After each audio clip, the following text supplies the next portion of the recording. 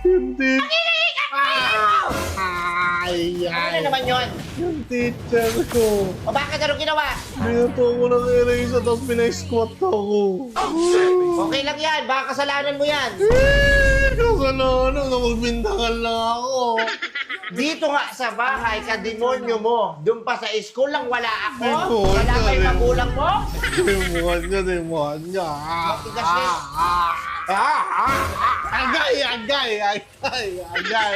Bakit ano ginawa mo? Magbintangan ako, mag-iingay. Hindi naman ako yung katabi ko yun eh. Alam nyo kayo, napaka-aarte nyo na. Yung Charlie yun eh.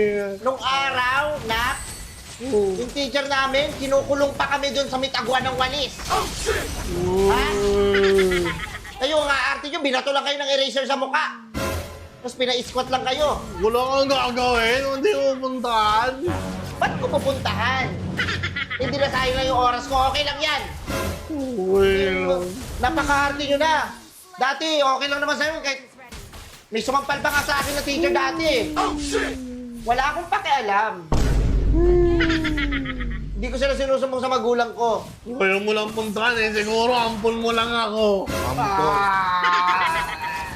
Yung dila mo nga.